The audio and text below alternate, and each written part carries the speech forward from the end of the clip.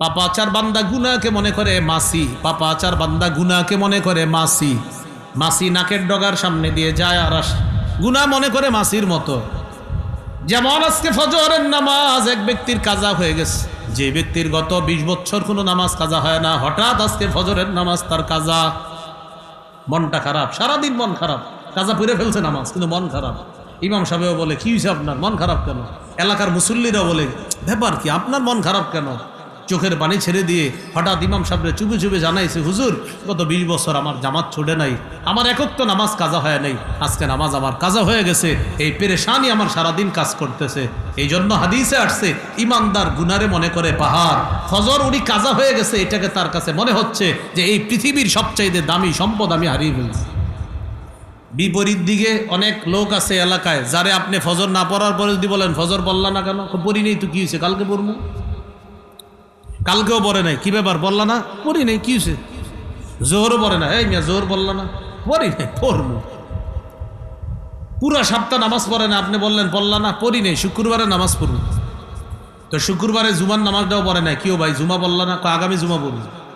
অর্থাৎ তার কাছে নামাজ না পড়াটা মাসি, তার কাছে নামাজ না পড়াটা মাসি, পড়ি নেই তো কি হয়েছে। আর একজন ইমানদারের কাছে একক তো নামাজ কাজা হয়ে যাওয়া পাহাড়, যে এটা আমার শেষ করে কি হইল আমার। আর একজন পাপাচারের কাছে নামাজ না পড়া, ওই যে বললাম ওরে জিজ্ঞাসা করবেন ভাই চলেন নামাজে চলেন, লুঙ্গিটা ভালো না মানে বলে দিল আর কি, ভাই চলেন আসতেছি আপনি যান। কালকে গেছেন ভাই, আপনি না ওয়াদা করছেন গতকালকে যাবেন, যাই নেই যামু পরে। পাপাচারের কাছে নামাজ ছেড়ে দেওয়াটা মনে হবে মাসি, এটা কোনো ব্যাপার না। আজকে থেকে নিজের পরীক্ষা করবেন, একক তো নামাজ ছুটে গেলে যদি আপনার মনে হয় যে এটা আমি কি করলাম, ছি ছি আমি এটা কি করলাম, তাহলে বোঝা যাবে আপনি খাঁটি মুমিন হওয়ার দিকে আছেন। আর যদি নামাজ কাজা হওয়ার পরে আপনার মনে হয় কি হয়েছে পড়ি নেই, কালকে পড়ব, বুঝতে হবে আপনার মধ্যে পাপাচারিতা রয়ে গেছে। আল্লাহ আমাদেরকে খাঁটি মুমিন হওয়ার তৌফিক দান করুন। তাহলে বলেন তো আজকে থেকে গুনাহকে মনে করব কিসের মতো? এইগুলো আজকের আলোচনার 6টা কথা। হাসান বসরি রহমতুল্লাহি আলাইহি বলেন, মা আবাদাল আবিদুনা বিশাইইন আফজালা মিন তারকি মা নাহাহুমুল্লাহ। আল্লাহর ওলির জীবনের শ্রেষ্ঠ ইবাদত হলো গুনাহ না করা। সুবহানাল্লাহ। বলেন তো একজন আল্লাহর ওলির জীবনের শ্রেষ্ঠ ইবাদত কি করা? আল্লাহর ওলির জীবনের শ্রেষ্ঠ ইবাদত তাহাজ্জুদ পড়া। কি করা? আবার আল্লাহর ওলির জীবনের শ্রেষ্ঠ ইবাদত কি না করা? আল্লাহ আমাদেরকে গুনাহ থেকে বাঁচার তৌফিক দান করেন। এইগুলো আজকের আলোচনার প্রথম পার্ট। দ্বিতীয় পার্টটা সংক্ষেপে আমি বলে দিচ্ছি। গুনাহ থেকে বাঁচার উপায়। গুনাহ থেকে বাঁচার 1 নাম্বার উপায় আখিরাতের ফিকির অন্তরে তৈরি করা। আখিরাতের ফিকির তৈরি করি। দেখেন আমার দিকে তাকান, আমার এই ঘড়িতে 11টা 31 বাজে। চিন্তা করলাম আগামীকাল 11টা 31-এ আমি দুনিয়াতে থাকবো, কোনো নিশ্চয়তা আছে? না, নিশ্চয়তা নেই। তাহলে আমি যদি না থাকি কি হবে? আমি কবরে থাকবো। আচ্ছা, কবরে আমার আত্মীয় স্বজন রেখে আসবে? হ্যাঁ। কি যাবে? হাদিসে আছে 3টা জিনিস কবর পর্যন্ত যাবে, 2টা চলে আসবে, 1টা যাবে। কি কি যাবে? আমল যাবে, সম্পদ যাবে, পরিবার যাবে। আচ্ছা, কারা চলে আসবে? পরিবার চলে আসবে, সম্পদ চলে আসবে, আমল যাবে। তার মানে আমি আগামীকাল 11টা 31 এমন হতে পারে কবরে থাকবো, আমার সাথী হবে আমল। আচ্ছা, আমল হলে তারপর কি হবে? ফেরেশতা আসবে 2 জন, আসার পর প্রশ্ন করবে 3টা, করার পর যদি সঠিক উত্তর দিতে পারি তাহলে আমার কবর হবে জান্নাতের বাগান। আচ্ছা, আল্লাহ না করেন যদি না পারি, কবর হবে জাহান্নামের টুকরা।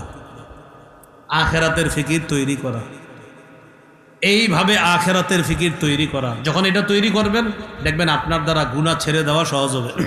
আপনি 24টা ঘন্টা আখিরাতের ফিকির করেন, দেখবেন আগামী 24 ঘন্টা আপনার গুনাহ কম হয়েছে কালকে থেকে। সত্যি আপনি চিন্তা করেন, কোনো ডাক্তার আপনাকে বলে দিল তুমি আর 42 ঘন্টা, তোমার সর্বোচ্চ তুমি 24 দুগুণে কত 48 ঘন্টা তুমি থাকতে পারো।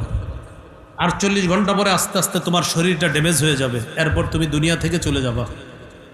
আমরা পরীক্ষা নিরীক্ষায় দেখলাম তোমার শরীরে অনেক পার্টস পুস ইতিমধ্যে শেষ। 48 ঘন্টার মধ্যে তোমার পুরো শরীরটা ড্যামেজ হয়ে যাবে, তুমি মৃত্যুর দিকে এগিয়ে যাবা।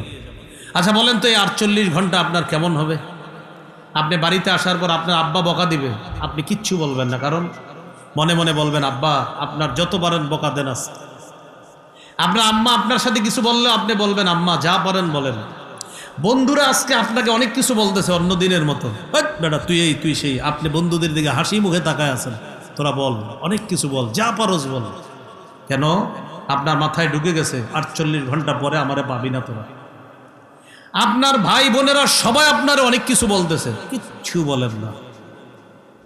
কি চিন্তা করলাম যে ডাক্তার বলে দিছে আমার শরীর ড্যামেজ হয়ে যাচ্ছে, সর্বোচ্চ 48 ঘন্টায় শরীর সাপ্লাই হতে পারে, এরপর আমি মারা যাব। তার মানে এটা ডাক্তার বলার কারণে 48 ঘন্টা আপনি কোনো পাপ করছেন না, আপনি কারোর সাথে কোনো রিয়েক্ট করছেন না। আব্দুল্লাহ ইবনে ওমর রাদিয়াল্লাহু তাআলা আনহুর বর্ণনা, এক ব্যক্তি ফল নিয়ে বাসায় আসছে, ফল প্রতিবেশীর বাচ্চা ফলটা দেখছে, দেখার পর ওই ফল নিয়ে আপনি ঘরে ঢুকলেন, আপনার স্ত্রী ফল কেটে আপনার বাচ্চার হাতে দিছে ফলটা। সাধারণত বাচ্চারা হাতে কিছু দিলে ওরা দৌড় দিয়ে বাইরে চলে আসে, বাইরে এসে ফল খাইতেছে। আরেকজনের বাচ্চা আপনার বাচ্চার হাতে ফল দেখার পর ওই শিশু সন্তানটা মনে মনে আসবে, ওর বাবা ফল আনছে, আমার আব্বা ফল আনে নাই। আল্লাহ রসুল কষ্ট পায়, আমার উম্মতের একজন শিশু সন্তান তোমার শিশু সন্তানের হাতে ফল দেখে কষ্ট পাবে, আমি নবী তো এটা সইতে পারি না।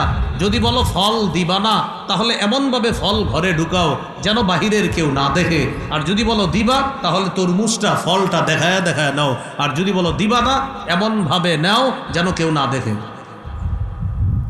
এখন আপনি যে তরমুজটা নিয়ে ঘরে ঢুকেন, আপনার প্রতিবেশীর 2-4 জন এরকম আছে যারা একটা তরমুজ কেনার সামর্থ্য নাই, মানে সামর্থ্য নাই বলতে অর্থাৎ উনি ওনার পরিবারের যা টাকা পয়সা ইনকাম, আলাদা একটা তরমুজ কাঁঠাল খাবে বেচারা, এটা কিনতে গেলে হাজারো টেনশন লাগে। ওই ব্যক্তির ঘরের কয়েকজন আপনার তরমুজটা যখন দেখবে, বলেন প্রচণ্ড গরমের মধ্যে তরমুজ খেতে তার মন চাইবে কিনা? যদি বলেন আমি দিব, তাহলে দেখায় নিয়েন তরমুজটা। আর যদি বলেন না আমি কাউরে দিব না, কালো পলিথিন দিয়ে নিবেন, যেন বোঝা না যায় এটা কি তরমুজ না ফুটবল। কথার কথা বললাম ভাই, বুঝে আসছে? এ প্রতিবেশীর হক। 4 নাম্বার, ওয়া আহিব্বা লিন্নাস মা তুহিব্বু লিনাফসিকা তাকুন মুসলিমা। তুমি নিজের জন্য যা পছন্দ করো, মানুষের জন্য তা পছন্দ করবা, খাঁটি মুসলমান হয়ে যাবা। এই রাস্তা দিয়ে হাঁটতেছেন, হাঁটতে হাঁটতে হঠাৎ একটা কলার সিল্কার মধ্যে আপনার পা লেগে আপনি পিছলে পড়ে গেছেন। এখন আপনি উপরে তাকায় দেখলেন একজনের জানালা খোলা, আপনি মনে মনে আনলেন, মনে হয় এই বাসার কেউ কলা খাইছে, খাওয়ার পর সিল্কাটা ফালাইছে, সন্দেহ করলেন। এবার আপনি নিয়ত করলেন এই বাসার সবগুলারে আমি কলার সিল্কার উপরে পা ফালাম। ঘরের মেন দরজায় নিয়ে কলার সিল্কাটা রেখে দিলেন। হাদিসের ভাষ্য অনুযায়ী আপনি খাঁটি মুসলমানের পরিচয় দেন। এমনও তো হতে পারে ওই ঘরের কেউ খায় নাই, কোনো পথচারী কলাটা খেয়ে সিল্কা ফালাইছে, কলার সিল্কায় কিন্তু গাড়িও অ্যাক্সিডেন্ট হয়। আপনার পায়ের মধ্যে একটা ইটের টুকরা লাগছে, আপনি চিন্তা করলেন এই ইটের টুকরাটা কে ফালাইলো। আপনি অন্য মুসলমানদেরকে শাস্তি দেওয়ার জন্য ইটের টুকরাটা তাদের বাসার সামনে নিয়ে রেখে দিলেন, খাঁটি মুসলমানের পরিচয় দিলেন না। বুখারীর বর্ণনা, রাসূলুল্লাহ সাল্লাল্লাহু আলাইহি সাল্লাম বলেন, কেউ যদি রাস্তা থেকে কষ্টদায়ক বস্তু সরিয়ে দেয় এই নিয়তে যে আমার কোনো মুসলমান ভাই বোন যেন কষ্ট না পায়, কলার সিল্কা সরিয়ে দিলেন। কেন? আমার কোনো ভাই বোন যেন কষ্ট না পায়।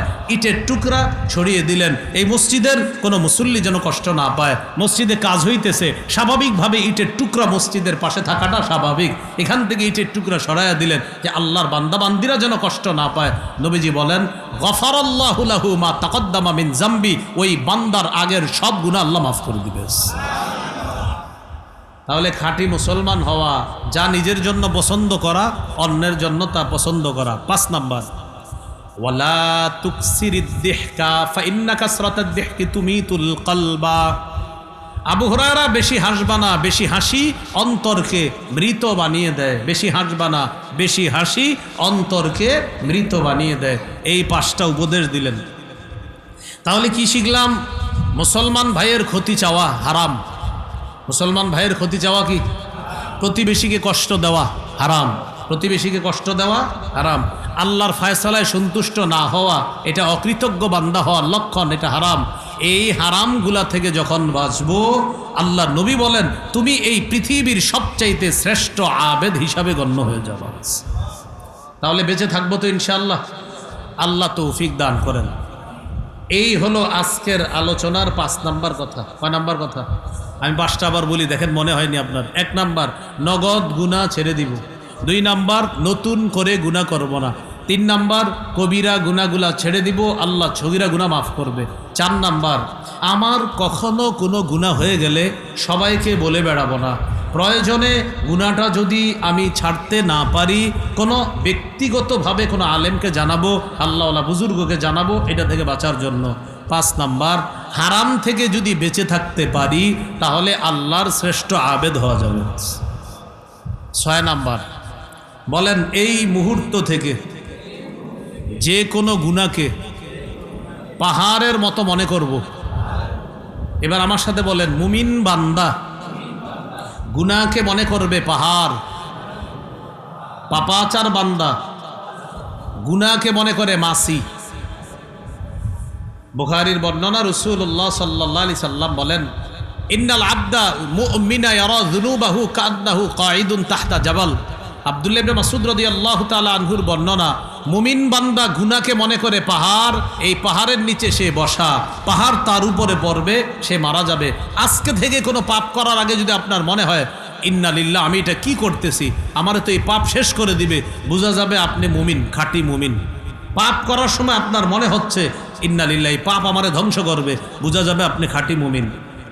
এবার কি বলে দেখেন, ইন্নাল ফাজিরা ইয়ারা যুনুবাহু কাদুবাবিন মাররা আলা আনফিহি। পাপাচার বান্দা গুনাহকে মনে করে মাসি, পাপাচার বান্দা গুনাহকে মনে করে মাসি। মাসি নাকের ডগার সামনে দিয়ে যায় আর আসে, গুনাহ মনে করে মাসির মতো। যেমন আজকে ফজরের নামাজ এক ব্যক্তির কাজা হয়ে গেছে, যে ব্যক্তির গত 20 বছর কোনো নামাজ কাজা হয় না, হঠাৎ আজকে ফজরের নামাজ তার কাজা, মনটা খারাপ, সারাদিন মন খারাপ, কাজা পড়ে ফেলছে নামাজ কিন্তু মন খারাপ। ইমাম সাহেবও বলে, কি হয়েছে আপনার, মন খারাপ কেন? এলাকার মুসল্লিরা বলে, ব্যাপার কি, আপনার মন খারাপ কেন? চোখের পানি ছেড়ে দিয়ে হঠাৎ ইমাম সাহেবরে চুপে চুপে জানাইছে, হুজুর গত 20 বছর আমার জামাত ছুটে নাই, আমার একক তো নামাজ কাজা হয় নাই, আজকে নামাজ আমার কাজা হয়ে গেছে, এই পেরেশানি আমার সারাদিন কাজ করতেছে। এই জন্য হাদিসে আসছে, ইমানদার গুনারে মনে করে পাহাড়। ফজর উনি কাজা হয়ে গেছে, এটাকে তার কাছে মনে হচ্ছে যে এই পৃথিবীর সবচাইতে দামি সম্পদ আমি হারিয়ে ফেলছি। বিপরীত দিকে অনেক লোক আছে এলাকায়, যারে আপনি ফজর না পড়ার পরে যদি বলেন ফজর বললা না কেন, পড়ি নেই তো কি হয়েছে, কালকে পড়বো। কালকেও পড়ে নাই, কি ব্যাপার বললা না, পড়ি নেই, কি হয়েছে। জোহরও পড়ে না, এই মিয়া জোহর বললা না, পড়ি নাই, পড়বো। পুরা সপ্তাহ নামাজ পড়ে না, আপনি বললেন পড়লা না, পড়ি নেই, শুক্রবারে নামাজ পড়ব। তো শুক্রবারে জুমার নামাজটাও পড়ে নাই, কিও ভাই জুমা বললা না, আগামী জুমা পড়ব। অর্থাৎ তার কাছে নামাজ না পড়াটা মাসি, তার কাছে নামাজ না পড়াটা মাসি, পড়ি নেই তো কি হয়েছে। আর একজন ইমানদারের কাছে একক তো নামাজ কাজা হয়ে যাওয়া পাহাড়, যে এটা আমারে শেষ করে কি হইল আমার। আর একজন পাপাচারের কাছে নামাজ না পড়া, ওই যে বললাম, ওরে জিজ্ঞাসা করবেন, ভাই চলেন নামাজে চলেন, লুঙ্গিটা ভালো না, মানে বলে দিল আর কি, ভাই চলেন আসতেছি, আপনি যান। কালকে গেছেন ভাই, আপনারা ওয়াদা করছেন গতকালকে যাবেন, যাই নেই, যাবো পরে। পাপাচারের কাছে নামাজ ছেড়ে দেওয়াটা মনে হবে মাসি, এটা কোনো ব্যাপার না। আজকে থেকে নিজের পরীক্ষা করবেন, একক তো নামাজ ছুটে গেলে যদি আপনার মনে হয় যে এটা আমি কি করলাম, ছি ছি আমি এটা কি করলাম, তাহলে বোঝা যাবে আপনি খাঁটি মুমিন হওয়ার দিকে আছেন। আর যদি নামাজ কাজা হওয়ার পরে আপনার মনে হয় কি হয়েছে, পড়ি নেই, কালকে পড়ব, বুঝতে হবে আপনার মধ্যে পাপাচারিতা রয়ে গেছে। আল্লাহ আমাদেরকে খাঁটি মুমিন হওয়ার তৌফিক দান করুন। তাহলে বলেন তো, আজকে থেকে গুনাহকে মনে করব কিসের মতো? এইগুলো আজকের আলোচনার 6টা কথা। হাসান বসরি রহমতুল্লাহি আলাইহি বলেন, মা আবাদাল আবিদুনা বিশাইইন আফজালা মিন তারকি মা নাহাহুমুল্লাহ। আল্লাহর ওলির জীবনের শ্রেষ্ঠ ইবাদত হলো গুনাহ না করা। সুবহানাল্লাহ। বলেন তো, একজন আল্লাহর ওলির জীবনের শ্রেষ্ঠ ইবাদত কি করা? আল্লাহর ওলির জীবনের শ্রেষ্ঠ ইবাদত তাহাজ্জুদ পড়া। কি করা? আবার আল্লাহর ওলির জীবনের শ্রেষ্ঠ ইবাদত কি না করা? আল্লাহ আমাদেরকে গুনাহ থেকে বাঁচার তৌফিক দান করেন। এইগুলো আজকের আলোচনার প্রথম পার্ট। দ্বিতীয় পার্টটা সংক্ষেপে আমি বলে দিচ্ছি। গুনাহ থেকে বাঁচার উপায়। গুনাহ থেকে বাঁচার 1 নাম্বার উপায়, আখেরাতের ফিকির অন্তরে তৈরি করা। আখেরাতের ফিকির তৈরি করি। দেখেন আমার দিকে তাকান, আমার এই ঘড়িতে 11:31 বাজে। চিন্তা করলাম আগামীকাল 11:31 আমি দুনিয়াতে থাকবো, কোনো নিশ্চয়তা আছে? না, নিশ্চয়তা নেই। তাহলে আমি যদি না থাকি কি হবে? আমি কবরে থাকবো। আচ্ছা, কবরে আমার আত্মীয় স্বজন রেখে আসবে? হ্যাঁ। কি যাবে? হাদিসে আছে 3টা জিনিস কবর পর্যন্ত যাবে, 2টা চলে আসবে, একটা যাবে। কি কি যাবে? আমল যাবে, সম্পদ যাবে, পরিবার যাবে। আচ্ছা, কারা চলে আসবে? পরিবার চলে আসবে, সম্পদ চলে আসবে, আমল যাবে। তার মানে আমি আগামীকাল 11:31 এমন হতে পারে কবরে থাকবো, আমার সাথী হবে আমল। আচ্ছা, আমল হলে তারপর কি হবে? ফেরেশতা আসবে 2 জন, আসার পর প্রশ্ন করবে 3টা, করার পর যদি সঠিক উত্তর দিতে পারি তাহলে আমার কবর হবে জান্নাতের বাগান। আচ্ছা, আল্লাহ না করেন যদি না পারি, কবর হবে জাহান্নামের টুকরা। আখেরাতের ফিকির তৈরি করা, এইভাবে আখেরাতের ফিকির তৈরি করা। যখন এটা তৈরি করবেন দেখবেন আপনার দ্বারা গুনাহ ছেড়ে দেওয়া সহজ হবে। আপনি 24টা ঘন্টা আখেরাতের ফিকির করেন, দেখবেন আগামী 24 ঘন্টা আপনার গুনাহ কম হয়েছে কালকে থেকে। সত্যি আপনি চিন্তা করেন, কোনো ডাক্তার আপনাকে বলে দিল তুমি আর 42 ঘন্টা, তোমার সর্বোচ্চ তুমি 24 দুগুণে কত 48 ঘন্টা তুমি থাকতে পারো। 48 ঘন্টা পরে আস্তে আস্তে তোমার শরীরটা ড্যামেজ হয়ে যাবে, এরপর তুমি দুনিয়া থেকে চলে যাবা। আমরা পরীক্ষা নিরীক্ষায় দেখলাম তোমার শরীরে অনেক পার্টস পুস ইতিমধ্যে শেষ।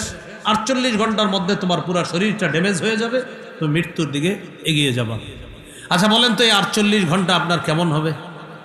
আপনি বাড়িতে আসার পর আপনার আব্বা বকা দিবে, আপনি কিচ্ছু বলবেন না, কারণ মনে মনে বলবেন আব্বা আপনার যত পারেন বকা দেন আছে। আপনার আম্মা আপনার সাথে কিছু বললে আপনি বলবেন আম্মা যা পারেন বলেন। বন্ধুরা আজকে আপনাকে অনেক কিছু বলতেছে অন্য দিনের মতো, বেটা তুই এই তুই সেই, আপনি বন্ধুদের দিকে হাসি মুখে তাকায় আছেন। তোরা বল, অনেক কিছু বল, যা পারোস বল। কেন? আপনার মাথায় ঢুকে গেছে 48 ঘন্টা পরে আমারে পাবি না তোরা। আপনার ভাই বোনেরা সবাই আপনারে অনেক কিছু বলতেছে, কিচ্ছু বলেন না।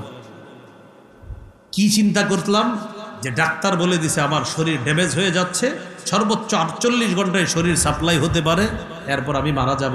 তার মানে এটা ডাক্তার বলার কারণে 48 ঘন্টা আপনি কোনো পাপ করছেন না, আপনি কারোর সাথে কোনো রিয়েক্ট করছেন না, আপনারে কেউ 2-4টা গালি দিলেও পাল্টা কিছু বলতেছেন না, বন্ধুরা এত জ্বালাতন করতেছে আপনি কিছু বলেন না, গুনাহ করেন না, মন চাইতেছে গুনাহ করার মনও চাইতেছে না। কেন? কারণ আপনার টেনশন অন্যদিকে। আজান দিছে, নামাজে এসে গেছেন, নামাজ পড়ছেন, মসজিদে বসে আছেন, ইমাম সাহেব মুয়াজ্জিন সাহেব বলতেছে কি ব্যাপার বাড়িতে যাবেন না? ও হুজুর, হ্যাঁ হ্যাঁ জি যাবো। মানে হুজুরের সাথেও বলতেছেন যাবো, আরো কিছুক্ষণ থাকি হুজুর। জি থাকেন। আপনি মসজিদ থেকে বের হইতে মন চাইতেছে না। বুঝাইতে চাইলাম 48 ঘন্টা ডাক্তার বলল তোমার শরীর ড্যামেজ হয়ে যাবে, আপনার আর কিচ্ছু মন চাইতেছে না। আল্লাহ তো বলে দিছে তোমার যে কোনো মুহূর্তে মৃত্যু হয়ে যাবে। সেটা কেন আপনার মাথায় আসে না? 5 মিনিট পরে আমি দুনিয়াতে থাকবো কিনা এটার কোনো নিশ্চয়তা নাই, সুতরাং আমার এই 5 মিনিট কেমন হওয়া উচিত? এই জন্য আপনি মাথায় রাখবেন, আগামীকালের ফজরের আগে আমি দুনিয়াতে থাকবো কিনা আমি জানি না। আগামীকালের ফজর আমার শেষ ফজর হতে পারে, ফজর পড়ে ফেললেন, মাথায় আনবেন আজকের জোহর আমার জীবনের শেষ জোহর হতে পারে। জোহরটা আপনি কেমনভাবে পড়বেন বলেন তো? ওই যে ডাক্তার বলছে 24 ঘন্টা পর তোমার শরীর ড্যামেজ হবে, ওর নামাজগুলা কত সুন্দর হবে। আল্লাহু আকবার, কত সুন্দরভাবে নামাজ পড়বে, একটু এদিক সেদিক হবে না। আল্লাহর কাছে কত বিনীতভাবে নামাজটা আদায় করবে, কারণ আমি তো থাকবো না। আল্লাহ নামাজটা কবুল করেন। তো আপনি ফজরটা মনে করবেন আমার জীবনের শেষ ফজর, জোহরটা মনে করবেন আমার জীবনের শেষ জোহর, আসর মনে করবেন আমার জীবনের শেষ আসর, মাগরিব মনে করবেন আমার জীবনের শেষ মাগরিব, এশাকে মনে করবেন আমার জীবনের শেষ এশা। এইভাবে আখেরাতের ফিকির তৈরি করেন, গুনাহ ছেড়ে দেওয়া সহজ হবে। এ হলো 1 নাম্বার। গুনাহ মাফের 2 নাম্বার উপায় খাঁটি তওবা করা। খাঁটি তওবা কারে বলে? মন থেকে অনুতপ্ত হওয়া, আল্লাহ আমি যা করছি ছি এগুলো ঠিক করি নাই, এটাই খাঁটি তওবা। সূরা তাহরিমের 8 নম্বর আয়াত 28 পারা 20 নম্বর পৃষ্ঠা আল্লাহ তাআলা বলেন, ইয়া আইয়ুহাল্লাযীনা আমানু তুবু ইলাল্লাহি তাওবাতান নাসুহা, হে ঈমানদারগণ তোমরা খাঁটি তওবা করো, আশা করা যায় তোমাদের রব তোমাদের জিন্দেগীর সমস্ত গুনাহগুলো মাফ করে দিবেন। তাহলে 2 নাম্বার উপায় কি? তওবা করা, খাঁটি তওবা। এবার আমার সাথে একটু বলতে হবে আপনাদের, বলেন 4টি শর্তে তওবা কবুল হয়। কয় শর্তে তওবা কবুল হয়? বলেন বলেন। 1, গুনাহ থেকে ফিরে আসা। 2, গুনাহের উপর অনুতপ্ত হওয়া। 3, দৃঢ় প্রতিজ্ঞা করা আমি ভবিষ্যতে এই গুনাহ আর করব না। 4, আমার জিম্মায় কোনো বান্দার হক থেকে থাকলে হক আদায় করে দেওয়া। হ্যাঁ, এটা কিন্তু গুরুত্বপূর্ণ। অতীতের গুনাহ থেকে ফিরে আসা। 2 নাম্বার, গুনাহের উপর অনুতপ্ত হওয়া। 3 নাম্বার, অঙ্গীকার করা ভবিষ্যতে এই গুনাহ করব না। 4 নাম্বার, আমার জিম্মায় কোনো হক থেকে থাকলে এই হকগুলা আদায় করে দেওয়া।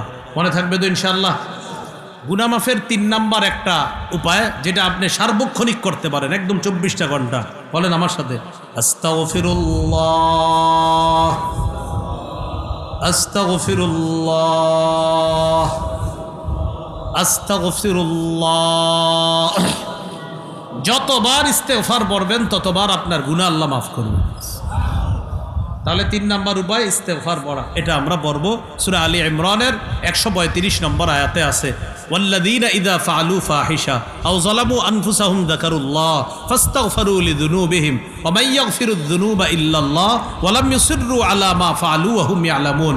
কেউ গুনাহ করে ফেললো, সাথে সাথে আল্লাহকে স্মরণ করলো, আল্লাহর কাছে ক্ষমা চাইলো, আর জেনে বুঝে এই গুনাহ ভবিষ্যতে না করার অঙ্গীকার করলো, আল্লাহ বলেন তাকে মাফ করার জন্য আমি আল্লাহ আছি, আমি আল্লাহ তার গুনাহগুলো মাফ করে দিব। মনে থাকবে তো ইনশাআল্লাহ? এই 3টা উপায় মনে রাখবো। বলেন, 1 নাম্বার আখেরাতের ফিকির, 2 নাম্বার খাঁটি তওবা করা, 3 নাম্বার বেশি বেশি ইস্তেগফার পাঠ করা। আল্লাহ তাআলা আমাদের সকলকে যেই কথাগুলো আমরা বললাম, এই বিষয়গুলো যেন গুরুত্ব সহকারে অনুধাবন করে গুনাহমুক্ত জীবন যাপন করতে পারি, আল্লাহ তৌফিক দান করেন। তাহলে শুরু থেকে পুরো বিষয়টা একবারে বলে ফেলি আমরা। আজকের গুরুত্বপূর্ণ অংশ ছিল, প্রথম কথা নগদ কি ছাড়বো, 2 নাম্বার নতুন করে কিসের কাছে যাব না, 3 নাম্বার কি গুনাহ ছাড়লে কি গুনাহ আল্লাহ মাফ করবে, 4 নাম্বার আমাদের গুনাহ কখনো হয়ে গেলে সবার কাছে বলে বেড়াবো না। হ্যাঁ, যদি গুনাহ থেকে বাঁচতে না পারি তাহলে প্রয়োজনে কার কাছে বলতে পারবো। 5 নাম্বার আল্লাহর শ্রেষ্ঠ আবেদ হওয়া যায় কি ছাড়লে, মাশাআল্লাহ, কি ছাড়লে বলেন তো, গুনাহ ছাড়লে। 6 নাম্বার আজকে থেকে যে কোনো গুনারে কিসের মতো মনে করব, পাপাচার গুনারে কিসের মতো মনে করে, আর ইমানদার গুনাহকে কিসের মতো মনে করে। বলেন তো, হাসান বসরি রহমতুল্লাহ আলাইহি বলছে আল্লাহর ওলিদের জীবনের শ্রেষ্ঠ আমল কি, মাশাআল্লাহ। মনে থাকবেন ইনশাআল্লাহ? গুনাহ থেকে বাঁচার উপায়, 1 নাম্বার কিসের ফিকির করা, 2 নাম্বার কি তওবা করা, খাঁটি তওবা, 3 নাম্বার সার্বক্ষণিক কি পড়া। আল্লাহ আমাদের সকলকে যে কথাগুলা শুনলাম বললাম আমরা সবাই যেন আমল করতে পারি, আল্লাহ তৌফিক দান করেন।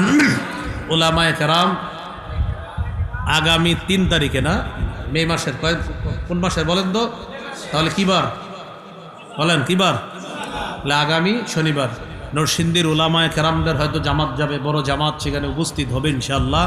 উলামায়ে কেরামের এই বৃহৎ জামাতে যাদের ইনশাআল্লাহ কোনো ওজর না থাকবে, আমরা সকলে সোহরাওয়ার্দীতে ইনশাআল্লাহ শরীক থাকার চেষ্টা করব ইনশাআল্লাহ। গতকালকে আপনাদের পাশে আমি বলেছিলাম সেখানে আমাদের যাওয়া কেন দরকার, এই আলোচনাটা এই গতকালকে পাশে কোথায় জানি একটা জায়গা, নগর পাঁচদোনা, সেখানে আলোচনাটা করেছিলাম যে আমাদের কেন দরকার, কি কারণে আমাদের দরকার যাওয়া, সেখানে আলোচনাটা করেছিলাম। তো যাই হোক ইনশাআল্লাহ আমরা উলামায়ে কেরামের এই ব্যাপক যে প্রস্তুতি, এটাতে আমরা সাড়া দিব। দেশের শীর্ষস্থানীয় উলামায়ে কেরামদের এই ডাকে আমরা সাড়া দেওয়ার চেষ্টা করব, আল্লাহ তৌফিক দান করেন। আজকের যে আলোচনাটা, এই আলোচনাটা মিম্বরের আমানত সংকলনটার, আমার একটা কিতাব মিম্বরের আমানত, এটার 9ম খণ্ডে পাবেন কিছু অংশ আর 10ম খণ্ডে পাবেন কিছু অংশ। আজকের আলোচনার 1 অংশ পাবেন 9ম খণ্ডে আর 1 অংশ পাবেন 10ম খণ্ডে। মিম্বরের আমানত 10 খণ্ডের একটা কিতাব। প্রথম খণ্ডে সন্তানের 64টা অধিকার, 2য় খণ্ডে শিরিক বেদাত, 3য় খণ্ডে হালাল হারাম, 4র্থ খণ্ডে স্বামী স্ত্রীর অধিকার, 5ম খণ্ডে লা ইলাহা ইল্লাল্লাহর ব্যাখ্যা, 6ষ্ঠ খণ্ডে নামাজ, 7ম 8ম খণ্ডে মাসলা মাসাইল, 9ম খণ্ডে জাকাত, রমজান, গুনাহ মাফের উপায়, আর 10ম খণ্ডে রমজান পরবর্তী আমাদের জীবনটা কিভাবে কাটাবো, এটা হলো 10ম খণ্ডের আলোচনা।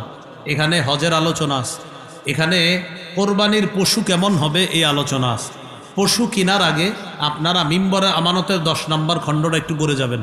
আপনারা পশু কেনার পরে মুফতি সাহেবের থেকে ফোন দিয়া জ্বালান, হুজুর শিং ভাঙ্গা হয়েছে, দাঁত ভাঙ্গা হয়েছে, এই জন্য এটা পইরা একটু যাইবেন বাজারে, যাওয়ার পরে গরুটা কিনেন, দেখবেন এটা পরার পরে আশা করি আপনার কাছে ক্লিয়ার হয়ে যাবে কোন ধরনের প্রাণী দিয়ে পশু কোরবানি করব।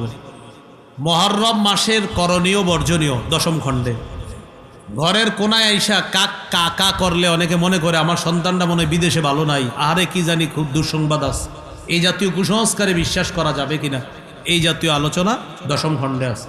এটা অনলাইনে পাওয়া যায়। মিম্বরের আমানত 1 থেকে 10 খণ্ড, ওলামা হজরত যারা সবার জন্য কার্যকরী, সাধারণ জনগণ যারা আছেন আপনাদের জন্য, মা বোন যারা আছে তাদেরকেও এই কিতাবগুলা আপনারা পড়তে দিতে পারেন। এখানে ওরা গাড়িতে নিয়ে এসেছে, গাড়িতে আছে, গাড়ি থেকেও সংগ্রহ করতে পারেন।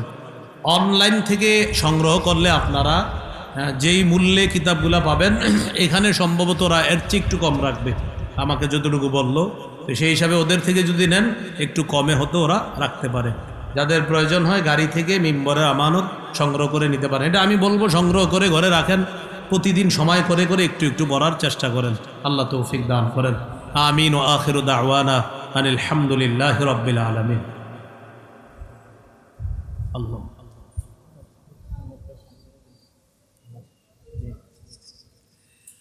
اللهم صل على محمد وعلى آل محمد كما صليت على إبراهيم وعلى آل إبراهيم إنك حميد مجيد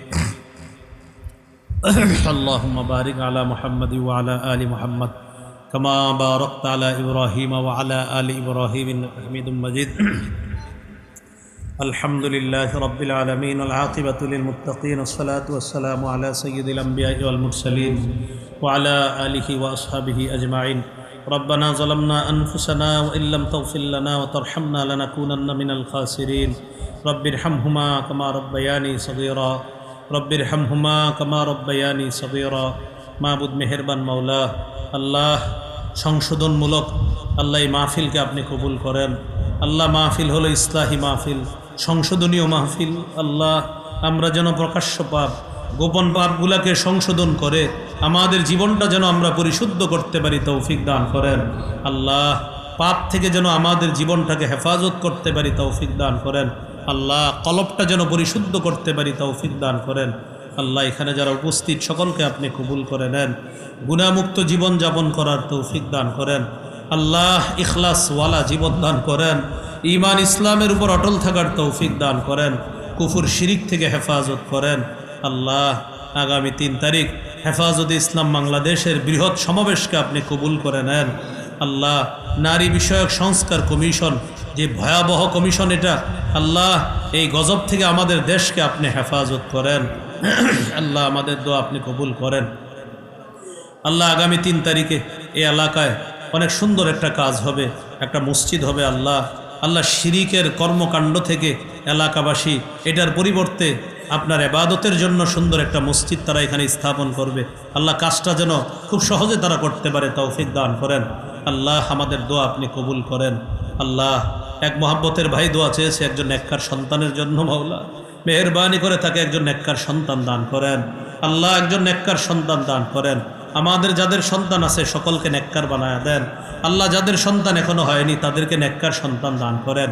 বাবা সন্তানকে নেককার বানায় দেন, মা বাবা সন্তানের মাঝে মোহাব্বত পয়দা করে দেন।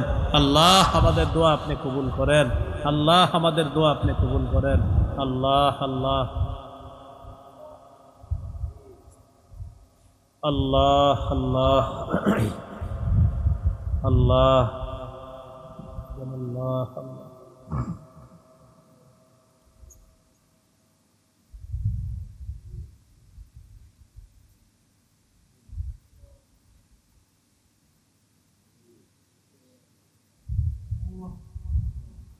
আল্লাহ আল্লাহ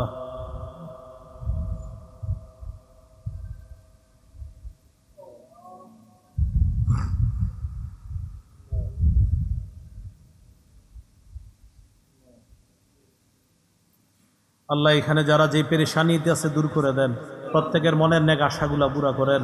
আল্লাহ অনেকে অভাবী অভাব দূর করে দেন, অনেকে ঋণ পরিশোধের ব্যবস্থা করে দেন, ব্যবসায়ীদের ব্যবসায় বরকত দিয়ে দেন, চাকরিজীবীদের কামায়ে বরকত দিয়ে দেন।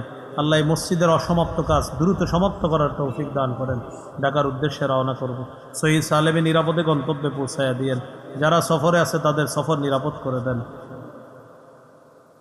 ربنا تقبل منا إنك أنت السميع العليم وتب علينا إنك أنت التواب الرحيم وصلى الله تعالى على خير خلقه محمد وعلى آله وأصحابه أجمعين سبحان ربك رب العزة عما يصفون وسلام على المرسلين والحمد لله رب العالمين. السلام عليكم.